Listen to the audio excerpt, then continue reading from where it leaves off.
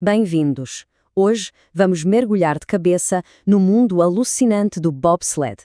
E vamos fazer isso contando a história inacreditável de uma equipe que, sinceramente, nem deveria existir.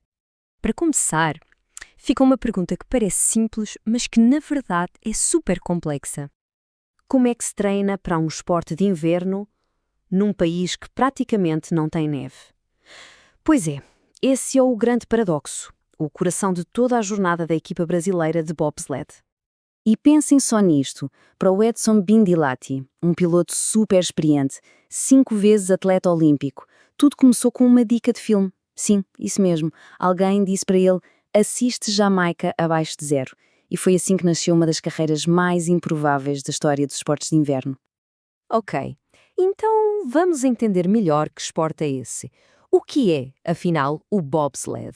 Essa modalidade que despertou a imaginação de atletas num país tropical. Basicamente, o bobsled é um esporte de inverno em equipe, onde os atletas têm que empurrar e depois pilotar um trenó numa pista de gelo super estreita e cheia de curvas, e tudo isso a velocidades que chegam a 150 km por hora. Não é à toa que chamam de Fórmula 1 do gelo, né? É uma mistura de tecnologia de ponta, forças G brutais e uma engenharia que tem que ser perfeita. E o legal é que existem diferentes provas. Tem a de 4 atletas, que é pura força e sincronia, com piloto, 2 empurradores e o responsável pelo freio. Depois as provas de dupla, tanto masculina quanto feminina, com piloto e freio.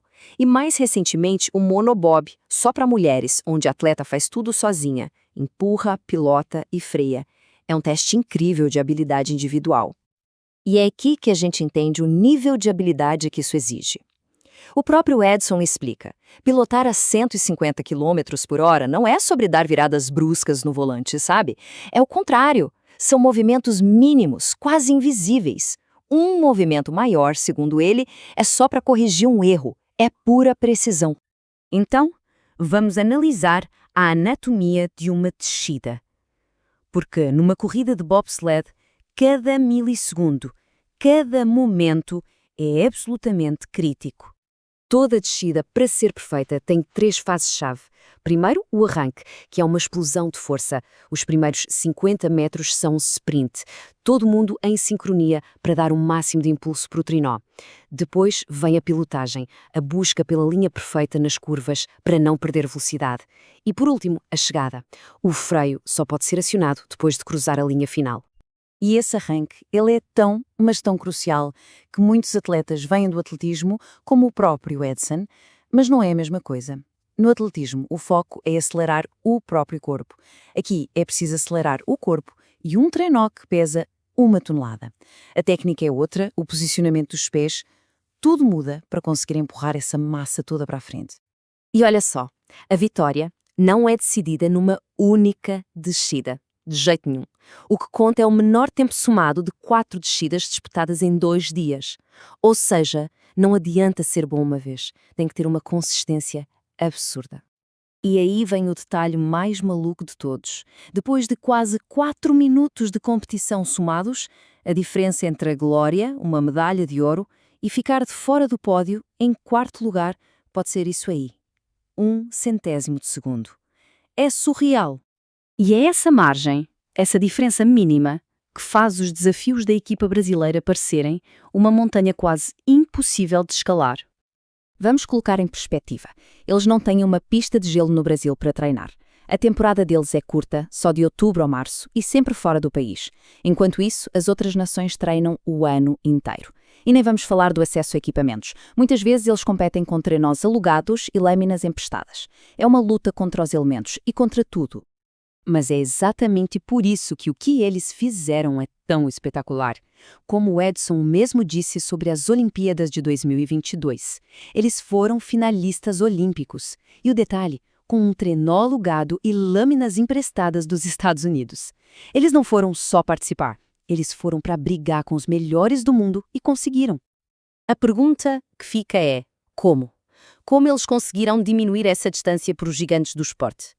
A resposta está num momento decisivo, um verdadeiro ponto de virada. A jornada deles é longa. Começou lá em 2002 com a primeira participação olímpica, que foi mais para aprender.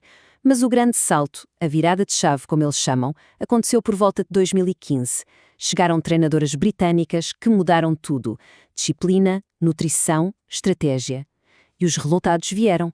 Foram bicampeões da Copa América e, em 2022, o auge. Finalistas olímpicos em Pequim, o melhor resultado da história do Brasil.